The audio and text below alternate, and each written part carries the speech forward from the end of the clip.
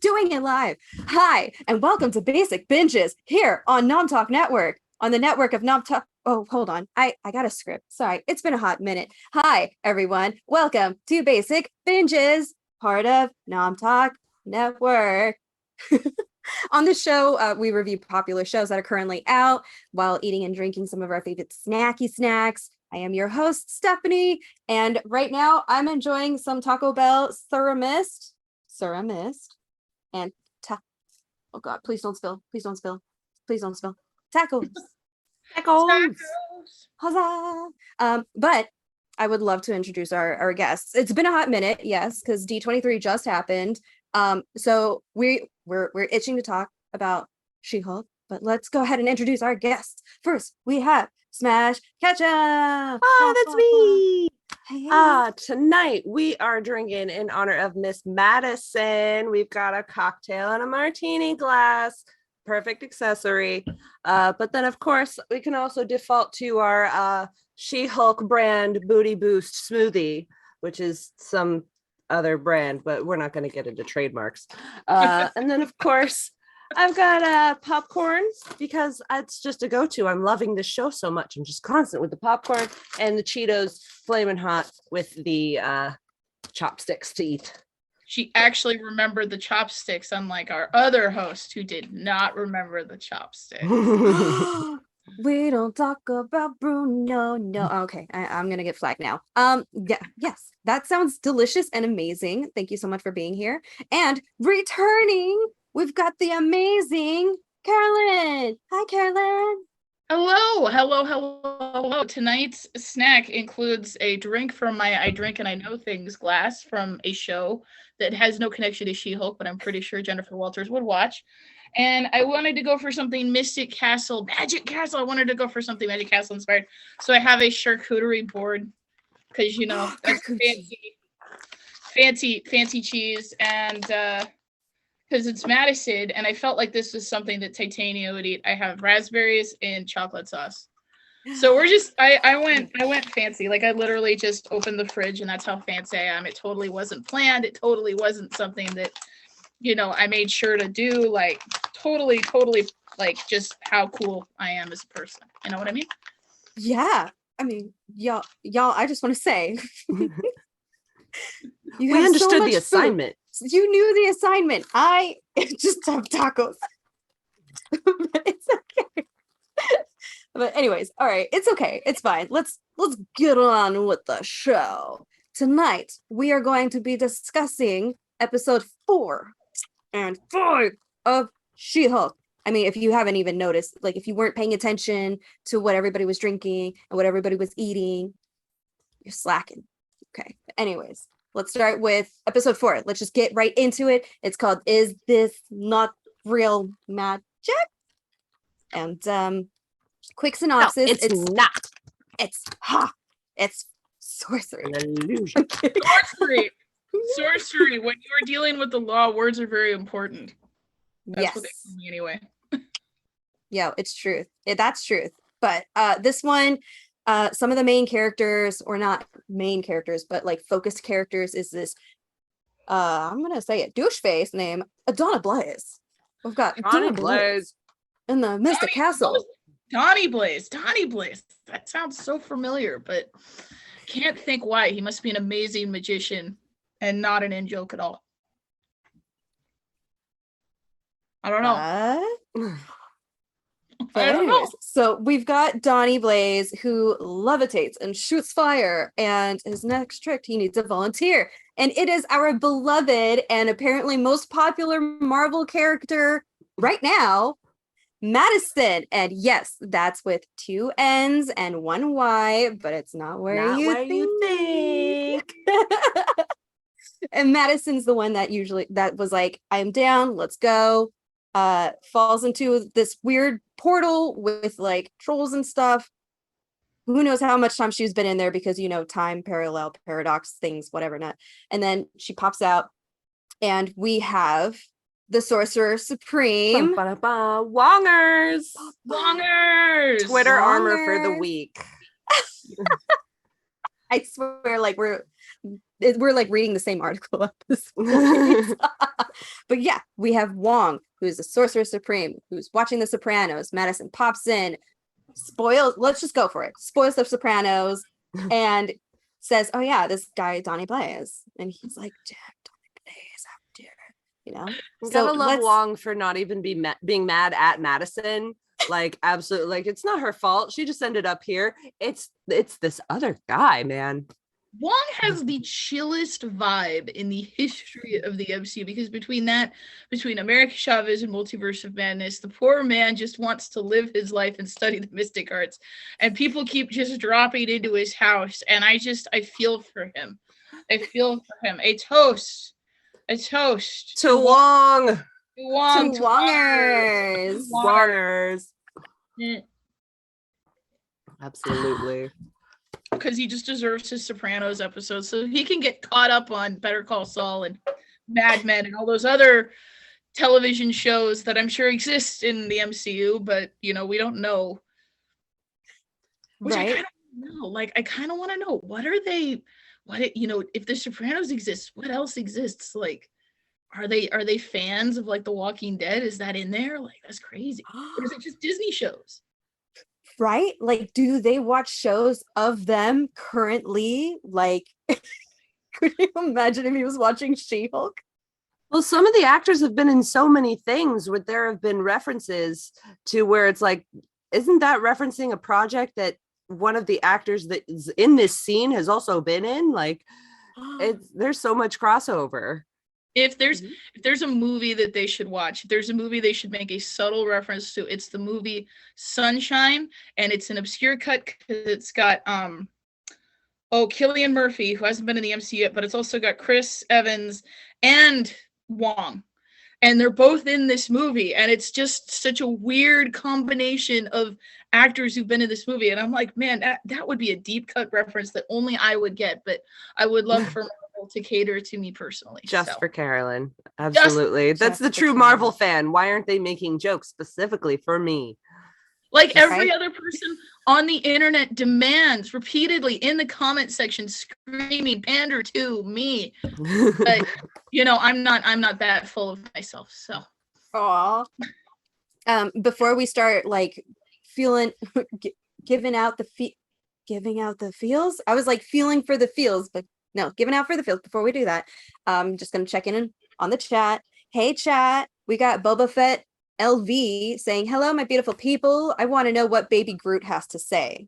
LOL. What was that, Groot? What was that, Groot?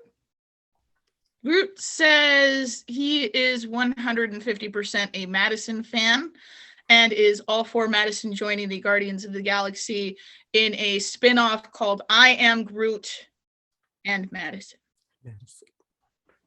I'm in favor. Kevin Feige, I swear to God, if you were listening right now. Tag Kevin Feige right now. Hashtag Kevin Feige.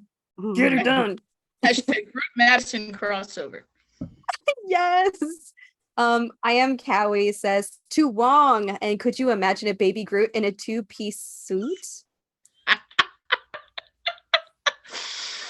It's the crossover that I didn't know he would be that popular. He just appeared periodically, he popped in from the TVA, which makes you wonder, the TVA know what Donnie Blaze is doing? Do the TVA know? And if they haven't, what the heck? Or is this post end of Loki that there is no TVA anymore? Oh, spoiler alert for a show that came out like 2 years ago. How dare you? My bad. I was gonna say, I mean, to be fair, don't they have like I googled how long is it technically a spoiler, right? And it said like 2 weeks for a show and like 2 months for a movie. Is that what it was? That's interesting. Is that like an industry standard? I did not know that. No, I think it was just kind of like a new social media unspoken rule. Yeah, something, but I could be very, very wrong. It could be like 3 weeks for a movie and like 2 days for a show. But anyways, I digress. We are talking about the introduction of Madison with 2 N's and a Y and Wongers meeting. Let's talk about that. Let's talk about how we feel. Let's start with Carolyn, let's go. How do you feel? So, okay, I did mention Donnie Blaze is the weirdest deep cut for me because I'm a huge Ghost Rider fan, and I was just like, Johnny? It's like the Beyonce meme, Johnny, and then no, it's not, and they let me down, and I'm mad. But then I was like, this guy's good. This is a good like deep cut because you always do get, and it weirdly plays to the theme of the show too, because you always get like the party gal who's always in like a negative place. And then she turns out that she's like in an amazing place and she meets a new bro. And there's nothing, I like that there's nothing like sexual between her and Wong. They're just TV bros. And I'm like, It's like, oh, you're watching this show I like, I'll watch it with you. Oh, sorry, I spoiled it. Like, it's not on purpose. She's not doing it to be mean. She had so many emotions. It just came out. Sorry, Wong. Right. And I'm thinking like, it's The Sopranos. Which is, again, how old of a show ended how many years ago, and Wong's just now getting caught up. This poor guy. But yeah, she's Madison's getting into some deep stuff on just like a casual night out. She just thought she was going to a crappy magic show. she is a character in the comics. I remember seeing that Madison is a character in the comics that does have a connection to the mystic arts. So I would love to have her return as somebody, because now she has this experience, and that's very MCU. It's like you have a common person who just has a brush with magic or whatever, and suddenly they have powers, or they have this, or they have something else. And she came in meeting Wong and she dropped a heart. I don't think we're discussing that enough. Like, she had some kind of big hunk of meat in her hand. Yeah, just like, and she never mentions it when recapping her story. Like, the 6 drops of blood comes up like twice. The goat named Jake comes up in both, her recap and her actual testimony. But at no point is she like concerned that she was holding this and then wasn't. So it couldn't have been that important to her, at least in her adventure for the night. She just wanted to get out of the fiery place. And I love that she asks Wong if he's the Goblin King at first, if that was just on part of her journey. She's like, there's a bunch of goblins. There's got to be a king of them somewhere. I want to hang out with her. I think we all do. I think most female fans of the MCU are like, I would babysit that drunk girl. 10 out of 10 would take to Disneyland. 10 out of 10 would take to Disneyland. 10 out of 10. What? For sure. Like, it seems like it's really very, it seems like it's very unanimous that we all love Madison. I'm sorry. It's been a heck of a week. And it's been a hot minute since I've actually like used more than 8 words at once in one sentence. Been there. A hot minute.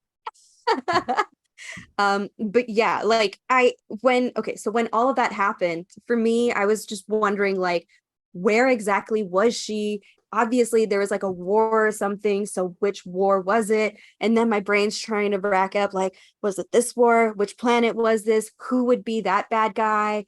Like, the answer, no, I never figured it out, and I'm sure that we may never find out. Well, it's they specify dimension, that it's a different dimension. Wong says dimension a couple times. Madison says dimension. So we have parallel universes. We have planets that we can just straight up travel to. And then there's, these pocket dimensions that keep popping up in the MCU.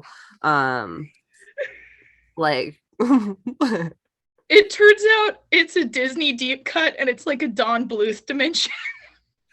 Because Disney owns Don Bluth, and there's like weird, like, she goes into it, it's like freaking Anastasia. There's just the bats, the singing white bat or whatever.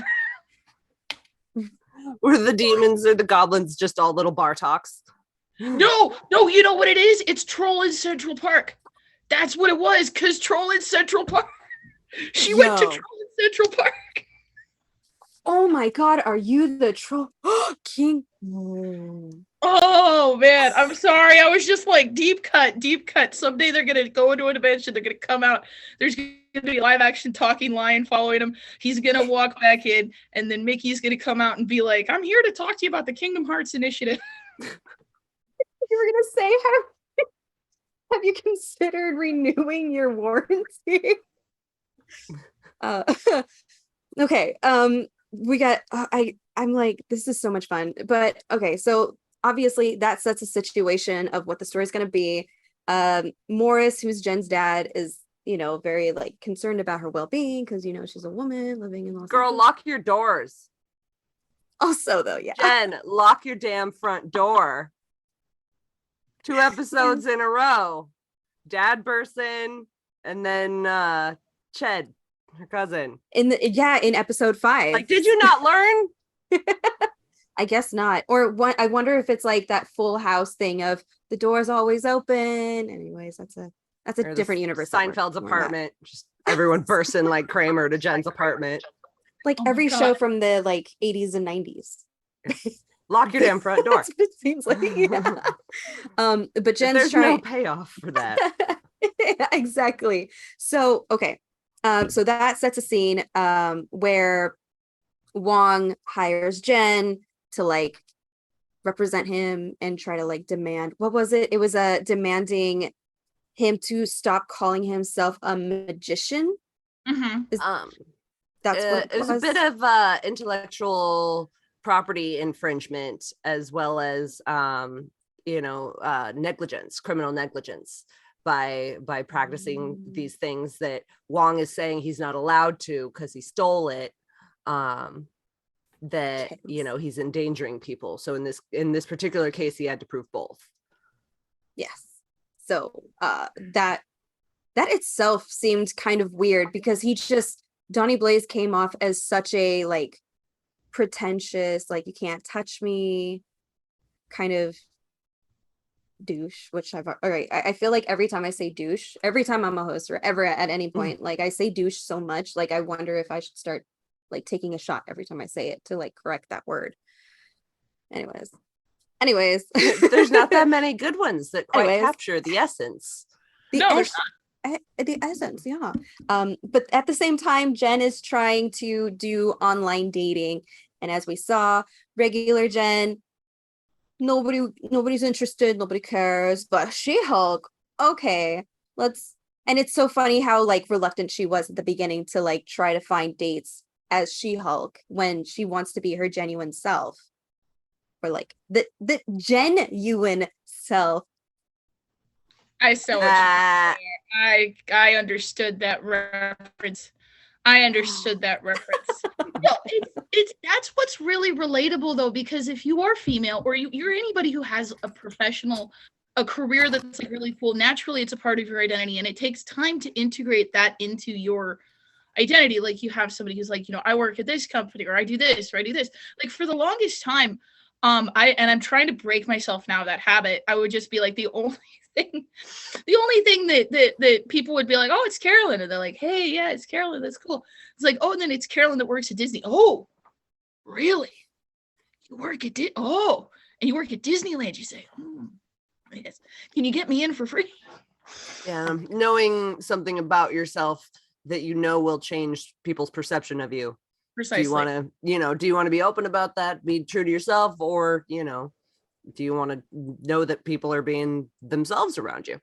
Exactly. There's such a sense of, so that was really relatable, especially as somebody who, like, I don't know, that was really relatable, and I think it's something we've all been through. Mm-hmm. Mm-hmm. Shout out dating in your 30s. I mean, that moment where she just is kind of like, oh my god, this is what you have to deal with dating on the apps. Me personally, I've been married 2 years now, and I've luckily never had to deal with datings on the apps and all that, but yeah, that looks like a nightmare, and the show expresses that pretty well. Definitely a good visual on the pool out there that I can only imagine that I don't have to dip my toe into. Exactly. And as somebody who did at one point, I mean, to be fair, it was my 20s, but I did use online apps, and they were so dumb. And it's always an uncomfortable next day morning to show up to work and seeing the dude that was like matched with you online. Never. It's always uncomfortable. And then the way that episode ended. Oh my gosh, that episode. Let's talk about that. God, let's talk about it. Because I mean, it was, she tried so many times, and some people were like, "Oh my God, it's a superhero. Let me touch you. Like, can I touch your hair? Let me touch your muscles, things like that." And it got weird up until the last dude. The last guy was like such a phony. Oh, I'm mad. There were a couple lines where it was like, dude, did you practice those? Like, yeah, like maybe drop a little bit of knowledge other than just saying I'm a pediatric oncologist. Like, those are big words. I know what those mean. Like, back it up. Other than, like, did no red flags go off for Jen? Was she just that, Did she need it that bad? I actually want to like dig into your minds and like see what you think the possible reasoning could have been. Desperation. Yeah, girl needed to get some real bad. Yeah. She had them rose-colored glasses on, which makes red flags just look like regular flags. BoJack Horseman is never wrong when it comes to those sorts of things. But if you're in a position where you have something that and again, I'm using my own example, which is nowhere near as bad as Jen's, but if you have something that makes you like stand out to people, you connect with them, it's really hard to form meaningful relationships, and it makes you kind of desperate to like want to really connect with people about it, because you're sitting there going, okay, I want to, meet with people and do this, and then immediately there's always gonna be like, yeah, okay, and then like they'll say whatever they need to get you to do to get you to do what they want you to do, which is really sad. And then I just, my whole thing was, I wonder if it was intentional to convey just how lonely she feels, because I feel like every woman, every femme presenting individual, every person was watching that like, dude, something is sus. The imposter is sitting in front of you. No one is that, like, he's a doctor, he's kind, and granted with what happens, but I was just, even me, my little oblivious self, I was just like, like, really, homeboy, you reading a book about feminism? Really, you just have that on you? Unless it was hers from the coffee table. I just want to hear about you. I just want to hear about I don't like talking about myself. No. Yeah. And can I mention that the fact that we all have pretty similar ideas and feelings about this guy, I don't even care about his name anymore. The last it's one. It's sad. It's sad. Like, the fact that we're always like trying to be consciously aware of red flags, and like, oh, he looks really good and he's presenting this personality that seems sus. Like, immediately we think it's sus, and it's Is very, this very too sad. good to be true? Right. He tries to be one of those like, well, not all guys. Yeah. Oh my God. He gave me the vibe of, well, not all guys. He's the guy. Not all men. He's the not all men. He's the not all men. He's the guy that steps in the middle of the Twitter conversation, is like, well, now hold on a minute. I need to be educated about this issue because I am supportive, but you, other person, you need to let the women talk. Now, women talk because I told you to talk. He's that guy. That guy. Isn't it? It's that guy. We don't talk about Bruno. Don't get us copyright struck, happening. God damn it, not again. No, we're still good. Checking into the chat. Actual MF Trash. Hi, first timer. Wait, if I'm correct, the show takes place in LA, correct? Or NYC? It is LA. Los Angeles. Let's see. There's a little chat about other shows like Cobra Kai and video games like Cyberpunks. Super cool. I am Cowie. I think Jen also had some love life problems before she was even She-Hulk. That makes sense. That makes sense, because you don't necessarily, because she strikes me as the kind of person that would like when you get her, you get her. And like she will 150% be there for you and with you. And it really sucks because those kind of people are the ones that are like the easiest to, who always get taken advantage of. And it's just really sad. She definitely has that like I want to be fulfilled, which is why she looks so great because once they merge, it's like she'll have her own fulfillment, and that's when the love comes, when you are like unified. This drink is a good drink. But at the same time, she's it's unifying your career soul. I'm so sorry, Smash, continue, please. Yeah, no, at the same time, she's a woman with a career. So, there's no financial aspect that she's looking at in a relationship. Or, like she could really take care of herself. She's got that feminist edge to her. And I would hope that her dating standards have shown us, she's shown us by rejecting the crappy ones, that she's got her standards of, if you don't add anything to my life, then she would rather be single, which can lead to being a little lonely. But I'm glad she has Nikki, at least, who's her very supportive friend, who I think might maybe have a little crush on her. She said, I wrote down the quote when they were looking at when she was Nikki was convincing Jen to install the dating app, or at least to, start a swiping. Nikki assures her there are plenty of non-gross people to date, not just men.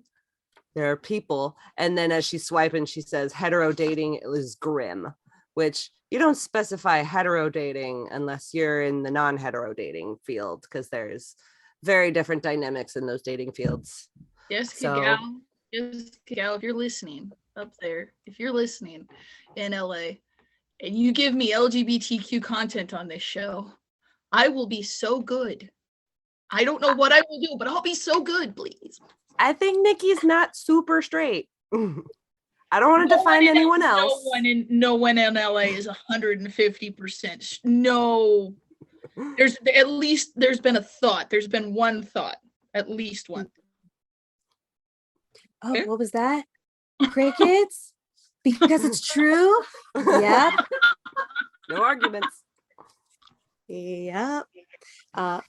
So hetero dating life, mirror. Don't be so square. Relax. Try. Just enjoy. Be yourself. Like, you never know until you know. So that's the moral, kids. You never know till you know. So moving on, or going back, we've got Donnie Blaze doing the dumb shit again, but this time it goes way too far. And now there are all these little demons flying around in the theater.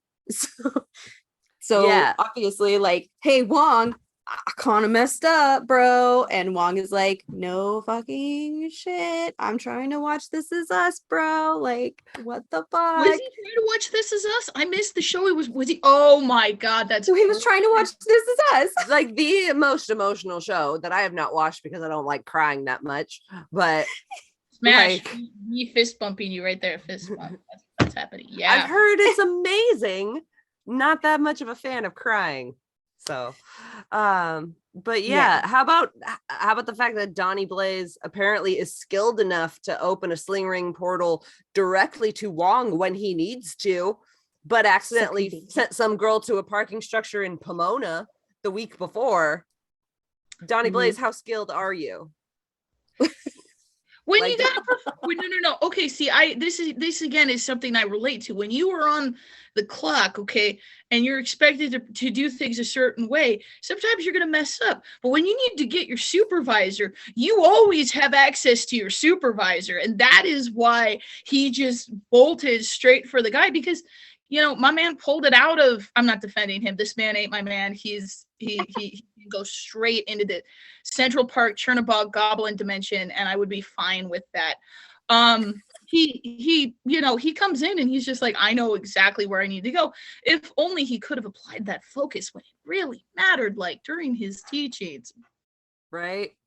Yeah, dude. And apparently dude was only in Comertage for a week before he summoned his frat bro and a keg. So he got hang enough for the sling ring within a week to summon people he knew from places he knew about. And then, just was like, oh, I guess I get to keep the ring when he bailed or got kicked out. Right. And then that's also kind of on Wong or whoever was in charge at the time. Well, the ancient one was sus anyway. You're going to kick someone out of Comertage and not make sure you have all your crap that you loaned out? Tilda Swinton is sus. Yeah, exactly. I'm just seeing a lot going on in the chat. Okay, this is like D1C3 man, but it's Dice Man. Damn, Smash is married. Boba Fett also said you would love the Harley Quinn cartoon then. Let's see. She did say she was married for 2 years, right? Yeah, no, there's this whole conversation. Yeah, so Dice my husband. Hi, babe. Oh my god. Yeah, we're being cute. Hi, husband. Hello, husband. Hi, husband. Oh my gosh, wait.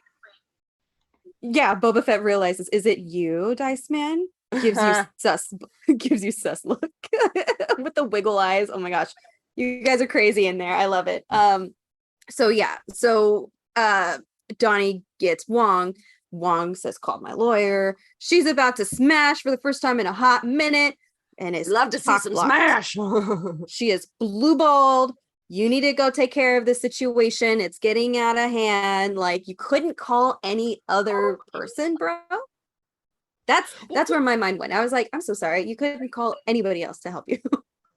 Well, I think he was. I'm not going to defend because I agree with you. If I were putting myself in his head, I'd be like, okay, this is potentially a legal situation. That's a problem.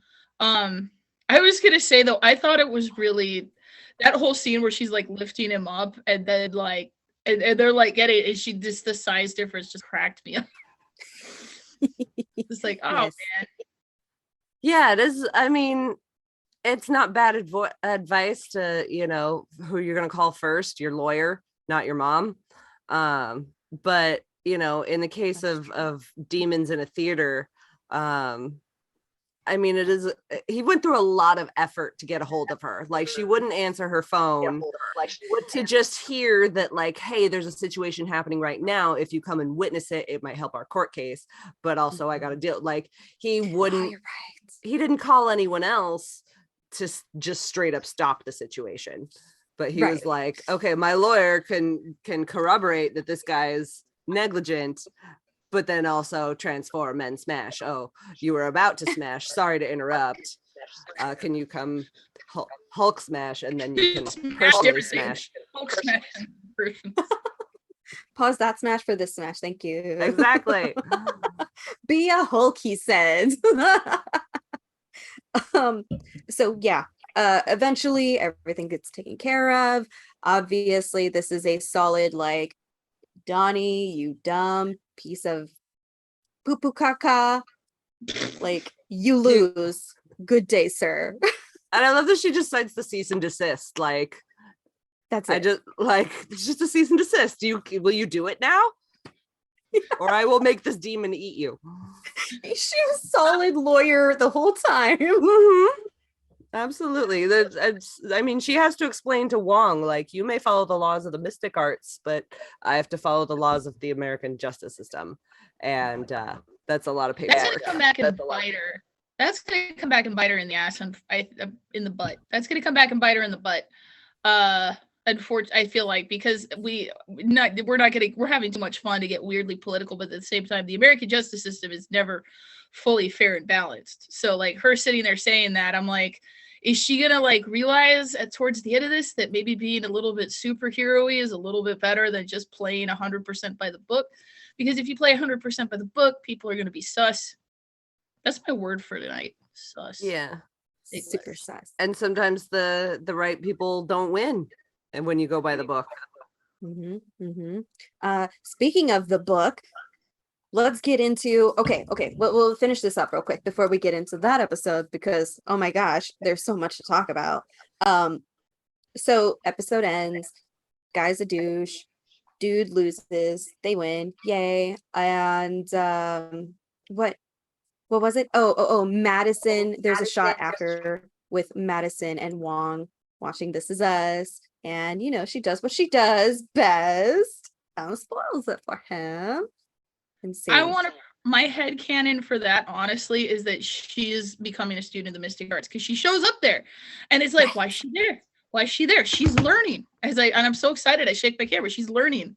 She's learning so that she can chill with Wongers, and I'm like, yes, 100%. Yes. And I've said this to like friends and stuff. The whole time I saw her on screen, my brain was like, is that Elizabeth Olsen just having a really good time impersonating a totally different person? And just like, like in my brain, I was convinced it was Elizabeth Olsen, not thinking that it could possibly be someone else. But Patty, you did a great job. I was like, Halloween damn, costume does this take for Elizabeth Olsen? Does this take place in another version of the multiverse? Like, is She-Hulk in another dimension? That's a Scarlet Witch variant we just saw. Like, what? Oh man, my mind was blown when you said that. But yeah, no, Patty did do a great job. 150%. 100. A plus, Patty. But the episode ends with Jen getting a cease and desist letter from Titania because Titania owns the term She-Hulk. And this is where we get into the next episode, which is basically like the halfway point. And I super, super, super excited for what is to come because I have no idea. I'm going in this with zero knowledge of the comics and this character, to be honest. And I'm loving it so far. How are you feeling at this point? I mean, samesies. Well, I knew some. I busted before the show started. I came out and I bought a bunch of the John Byrne comics, and I haven't read the run that this is based on, which is Dan Slott's run. But there's a lot of the John Byrne comics in this, and it's a lot of her being very silly and very playful, which I think a lot of people just need to chill for 5 seconds and realize it's not Bruce Banner in a wig. That is a very negative way to think about it. She's a completely different character with her own struggles and her own opinions. And I'm honestly, I feel like there's like 3 different groups of people in the audience watching this. There's millennials who grew up like right before the streaming service wars, who are watching it going, this is Friday night TV. This is, Fox. This is this is NBC. This is the sitcom box. This is good. This is good. And then there's the boomers who are like, I don't know what's going on anyway. I need to go take a nap. Not to dismiss the idea that there are boomers out there who aren't big comic book fans. I'm just being biased in a big way, and people are welcome to at me, and that's okay. I'll give you my Twitter at the end of the show. Boom. Well, having a character other than Deadpool break the fourth wall is gonna, make any one of the, older crowds upset. Like, either that's only Deadpool's thing, or I don't understand why is she talking to us? Does she know she's in a TV show? Like, that is a very oversimplification of, anyone older than us. The 3 of us specifically. What if that's the end of She-Hulk? They just have Ryan Reynolds just walk out. Like, they film a separate scene. It's just Ryan Reynolds walks out. And he's like, more people can do this. And then he walks and she's like, you heard the man. And then they leave. Oh, that would be hilarious. Holding hands into the sunset. Exactly. I would love to see them do a movie together in the characters. Like, would they be just talking to the camera the whole time? It's just a full-blown conversation between them and the audience. You in Tallahassee, sit down. You're not doing this right. You in Los Angeles, put down that drink. He's hard about this. I know he is, right? It's just ridiculous. Oh, that's true. But the 5th episode was my favorite. And that's why I like Smash's outfit. Because Smash is bring on more Titania. As much as we love Madison was a nice little surprise, lovable character. But Titania is who I've been looking forward to seeing more of since episode 1. Like, yes, we saw the stills before the show started. We saw the costume and we're like, who is this character? And then we had to wait till the very last second of the first episode. And now finally we've gotten more. And absolutely love that along with the name, she seems to have just completely taken over the color green. yeah. Every she episode in episode 5 is just green based. Like, she's like, oh no, it was me the whole time. I absolutely had this name before this person existed and it was ever even spoken in the public. The audacity. For those tuning in, we're just diving into episode 5 of She-Hulk. There are going to be spoilers, so you have been warned, even if you didn't read the description of the stream. Anyways, episode is called Mean, Green, and Straight Poured into These Jeans, because She-Hulk apparently is trademarked by or copyright written by Titania. So now she is suing She-Hulk Jen for trademark infringement. Yep. So let's talk about that entire thing, because she like created an entire skin line thing. So let's get in there. Go, Smash, you're ready. Go for it. It's just so I am related to a lawyer and he happened to marry a lawyer, so I have this lovely lawyer couple in my family that I can text and be like, can I have some legal input on this random nerdy thing? And they're like, yes, happy to help. And with this whole copyright infringement, the way some analogies that they gave me was kind of like oh my gosh, I'm gonna like have to go into the domain name snipers. Like, you know, some new thing pops up and someone immediately grabs the website for it just to wait until, you know, someone will offer a check to buy it from them.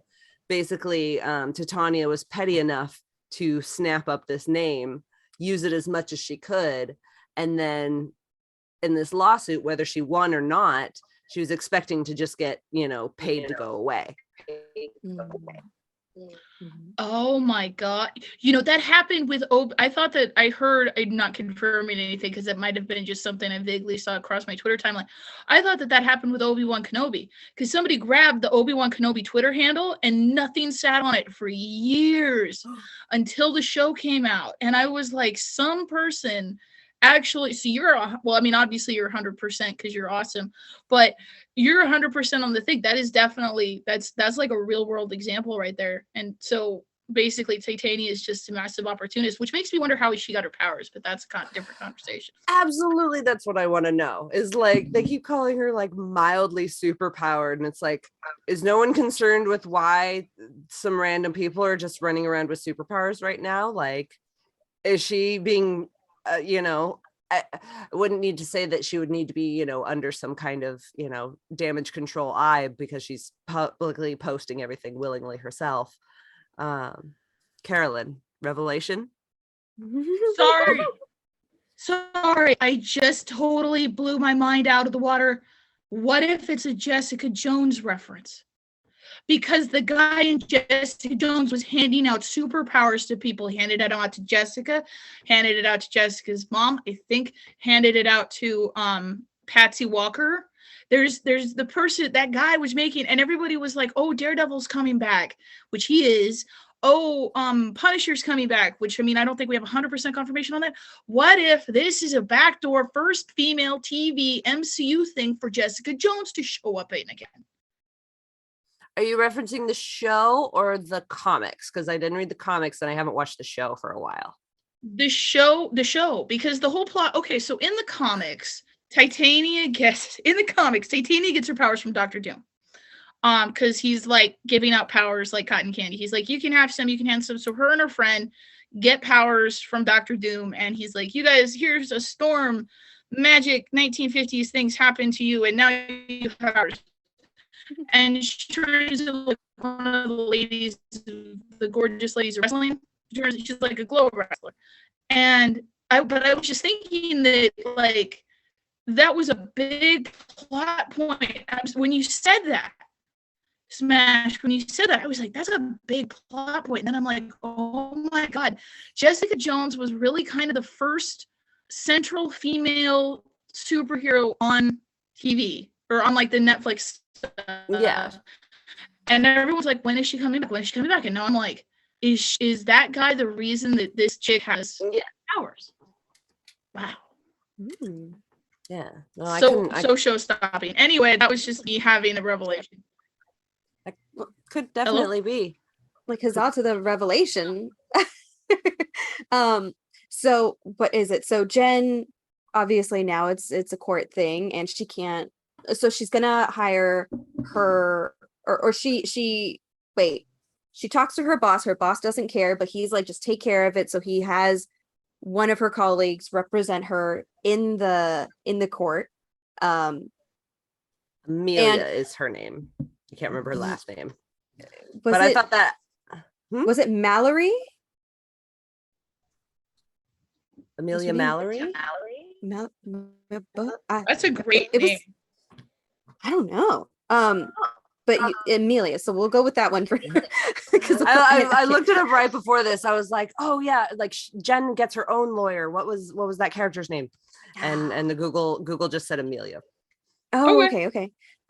So into this story, and I find this very funny because of that one episode, I think it was like 2, where she has to come up as a witness to basically say that her previous colleague, who is trying to sue this not Atlantean, that is wrong. No, Asgardian. So he's trying to sue this Asgardian for impersonating somebody that he thought he was dating and gave all this money to. And she straight up humiliates him. And he wins because of this. So the fact that she is going in and uses her previous dates as she was She-Hulk is a way of her like on some people would say like she is humiliating herself by presenting her promiscuity.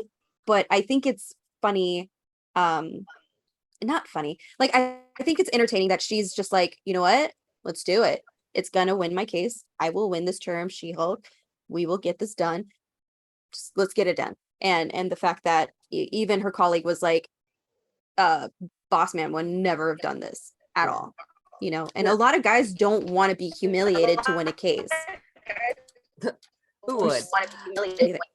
But I definitely saw that that parallel between those two cases of you know how absolutely satisfying it must have been to be able to tell people what a piece of crap your coworker is and have it be on the record in court. Like, it's not just my opinion, dude. Like, it is now on the record, and that kind of karmic, you know, resolution coming around of like, great, I kind of got to go through that too. And the fact that she willingly goes through it herself is just shows the difference in the level of humility between, you know, like, yeah, I made these mistakes. Whereas, you know, the guy was like, of course I thought it was Megan Thee Stallion. How could I possibly not? Yeah. The system stacked in the system stacked in the guy's favor. And it's like women are very used. I feel like we're very used being born female or being female. You're very used to like, but you get used to like, okay, well, I'm just gonna have to get it done, and the hits to my reputation are gonna have to happen. You know, you take your L's. Guys don't want to take L's. Guys want to only take W's. But that's not life. Honestly, I don't know where my wit is coming from tonight. I'm so sorry. You're drinking and you're knowing things. That's it. There you go. I gotta hit mine too. There we go. Stop. I just watching you both simultaneously picked up the glasses, drank, and put them down the exact same time. That entire process happened simultaneously, and we have a group. We have a text. No, I'm kidding. You're not on it. I feel like out of the loop. I'm like, is Mike getting all these texts over here? What about taking a drink now? So that's one half of the episode. The other half of the episode is Nikki, our BFF, our favorite BFF, and Pug, who's another colleague of theirs, looking for this fashion designer for superheroes. Because they want to get a suit. I believe, yeah, they specifically wanted to get her a suit, right? Mm-hmm. Yeah, just a regular suit that will actually transform with her and fit her in both forms, because yeah, the ones she's working with now, they are technically big enough for her, but at least she could have gone to a tailor. Like a regular tailor would be able to make clothes fit to you, even, you know, in her 7-foot tall form. Like it just takes pinning and it's just a bit more fabric, but like you can still have clothes that fit well, no matter your shape. Take pride in your figure, Jen. But I also completely understand that just wanting to have a suit and not make it about my looks, and I'm here to be a lawyer, which is the absolute, you know, double-edged, you know, that professional women have to deal with. Can I talk about how, because I think that not to bring up a guy into that, but to bring up Tatiana Maslany's skill. How there's something in this whole part of the episode that really reminded me of oh my god, Mark Ruffalo. There's something in the way she stands and the way she acts that just really reminds me of Mark Ruffalo, and I'm like, you could definitely buy that the two of them are related. And I'm just watching the way that she acts, and she's just got this very like Bruce Banner-y, like, you know, yeah, you know, it's like, well, we're gonna just do this because I'm a lawyer and I'm smart. And there's something about it that gave off those very Bruce Banner vibes, and I really appreciated that. I think she's got a bit more confidence than he does. Oh yeah, no, 100%, 100% for sure. But their vibes in the first episode were absolutely spot on. I can't. I hope he comes back. I don't want to say I can't wait, because then Marvel will make me eat those words and be like, haha, 6 years later, Hulk's finally in a movie. Yeah, and it's really funny because there's also that the scene from the very first 2 episodes where she's having dinner with everybody in the family, including Chet, and everybody has, like, I don't want to say more personality, but seem less timid than she does, or she portrays herself. So it's very funny that you guys compared her character Jen with Bruce, being like, obviously they're related, because I was watching the other part with the rest of the family. I'm like, they are those cousins? Okay, got it. Because there's always the awkward kids in the family, and they are the 2 awkward kids that also have superpowers. Yeah, I mean, he's one of the most brilliant scientists in the world, and it's probably a little hard for his family to relate to him. And then she went off and became career woman, and it doesn't seem like her parents were necessarily like, yeah, go to law school. You know, Jen was probably the type who was like, I want to be a lawyer. And they're like, are you sure, honey? Okay. Like, we support you. That face you just made, I felt that, like, yeah, okay. We support you. Okay, but can we talk about the Avengers? The Avengers. The Avengers. Oh my gosh, could you imagine if it was the Avengers? I mean, I don't see why there wouldn't be great merchandise of that anyway. Like, I would buy a shirt, you know, probably cheaper than a Shop Disney shirt. Not gonna lie.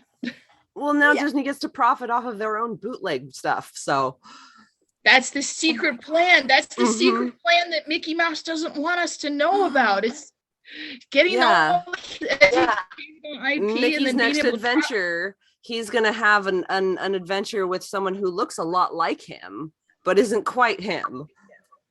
Oh my gosh. Monkey Mouse. Monkey Mouse, yeah, exactly. Oh my gosh, if they touch Dolan, I'm gonna get upset. Dolan Duck. Anyways, I digress. So, okay.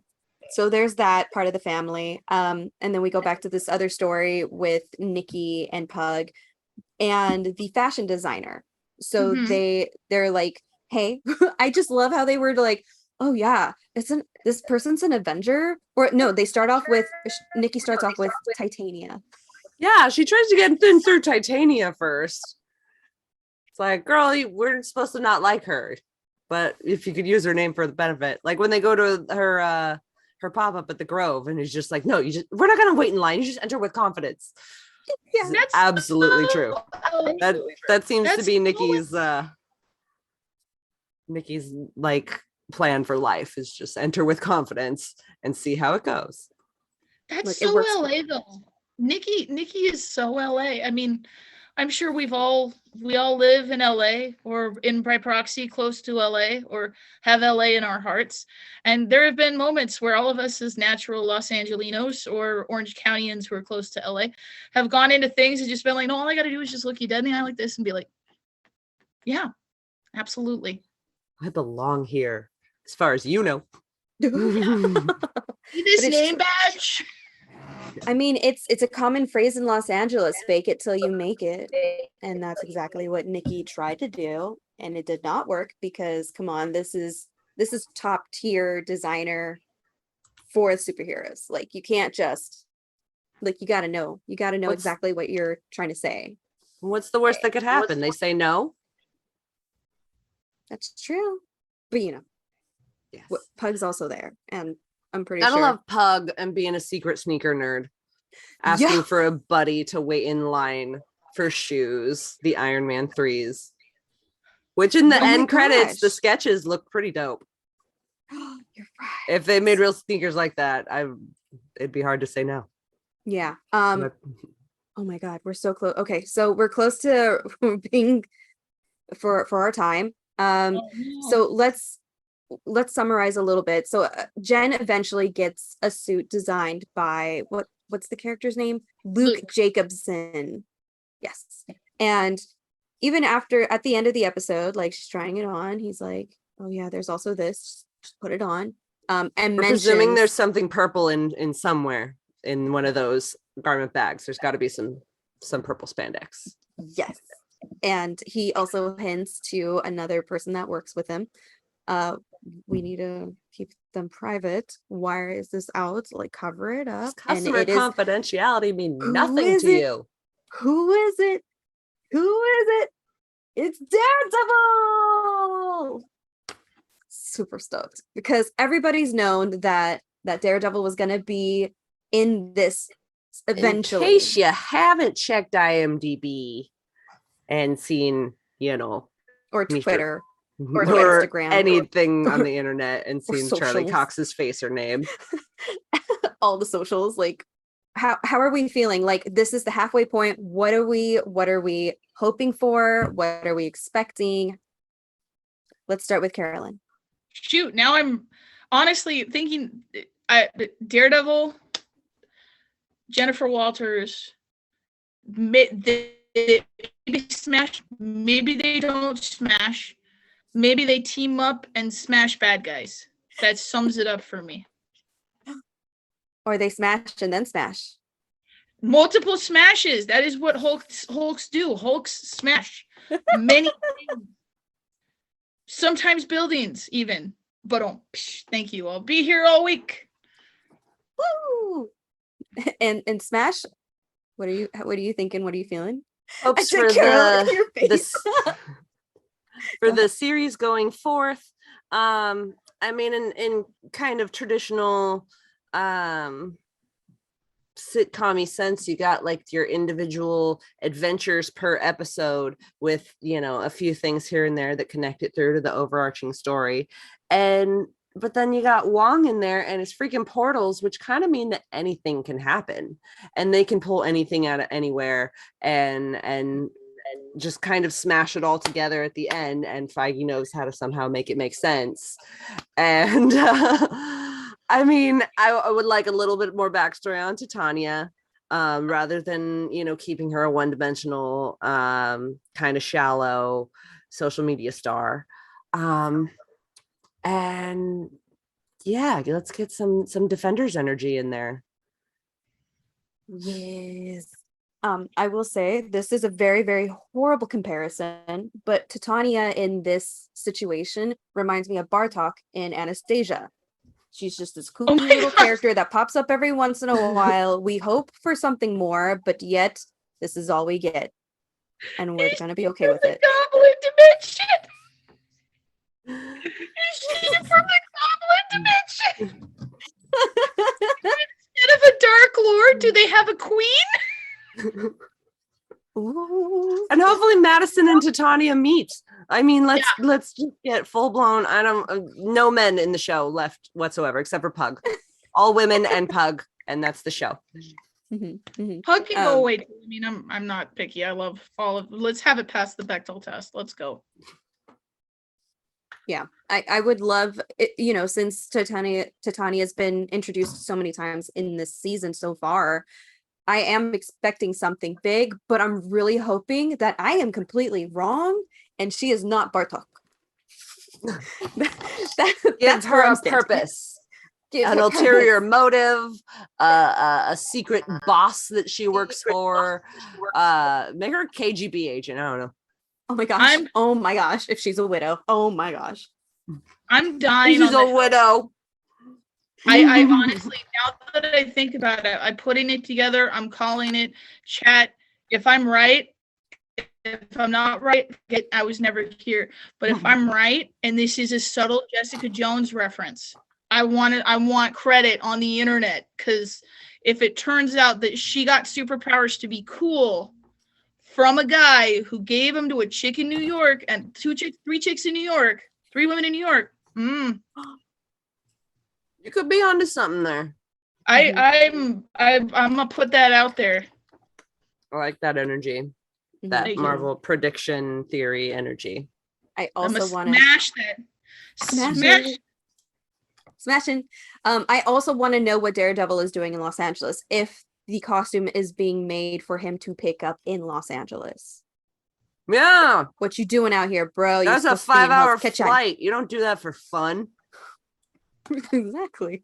Or you know, unless you're like homies with the Avengers and you have the jet, pew pew, make it quick and easy. Yeah. He knows Spider-Man, or does he? Or does he? No one remembers. He knows Spider-Man. He doesn't know Peter Parker. Who's Peter Parker? Who's Peter exactly. Parker? Spider, huh?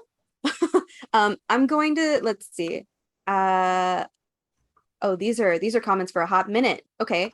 Iron Man 3 shoes are real. $89.95 and in stock, says Dice Man. I am Cowie's like, why'd you have to say this, damn it? Buy them and put them in your mirror in your car, says Boba Fett. Yeah, they're plotting on buying a few shoes. Jasmine Joestar just says hi. Hey Jazz. Miss you. Jasmine. But it is time. On that note, that is, I just said time. Anyways, time is multi-dimensional. Time. That is all the time that we have today to discuss She-Hulk episodes 4 and 5. Thank you everyone for tuning in. Be sure to join our Discord to continue the conversation. Shout out to my guests, Carolyn, Smash Ketchum. Thank you so much for having me. Yes. Of course, anytime, y'all. Awesome. Stephanie. This was really fun. Yeah, both of you are amazing people. Thank you so much. I always love. I'm usually behind the scenes producing, so I hear what you are saying, but it's fun to be part of the conversation this time. And I'm not saying, Mike, don't ever come back. I miss you, bud. Like, we all miss you. Thank you so much. I cannot wait to hear what you all have to say about future episodes as soon as they drop. Oh my God. But very quickly, where can people find you on the socials? Smash, please. On the socials, on Twitch, I don't stream, but I am Smash Ketchum OG. On Instagram, I am Stony_baloney, both words spelled the proper dictionary way. So look it up. Okay, so I've always had this habit since I was a child, and I was 18 when I found out I was pronouncing it incorrectly. I always called it Bologna. And then when I saw your Instagram handle, I was like, this makes more sense. And Carolyn, where can people find you? So, you can find me at Carolyn in Fandom. That's my name, and then in, and then cat fandom with a capital F on Twitter. You can find me on social media at Carolyn's Geek Out. And you can probably find those are the two places mostly: Carolyn's Geek Out on Instagram and Carolyn in Fandom on Twitter. And one day I'll drop my TikTok and it will be over for everybody. But today is not that day. It remains a dark secret on the internet. It's not that exciting. It's just terrible cosplay. At least you have some cosplay content. Both of you, phenomenal cosplays. I love seeing your socials all the time. So it's always fun. Yes, I finally have you in my algorithm on the dailies. So you can listen to us on the next day on Google Podcast, Apple Podcasts, Spotify, wherever you listen to podcasts. We're on most of them. You can also subscribe to our YouTube channel, Facebook, Instagram, TikTok that we never use, and Twitch. All our platforms are Nom Talk Network. I don't know where you are, somewhere over here. Tune in to our next show, which will be on Monday when we talk about The Rings of Power, Episode 4. Until next time, I am your temporary substitute host, Stephanie, and y'all have an honorific day.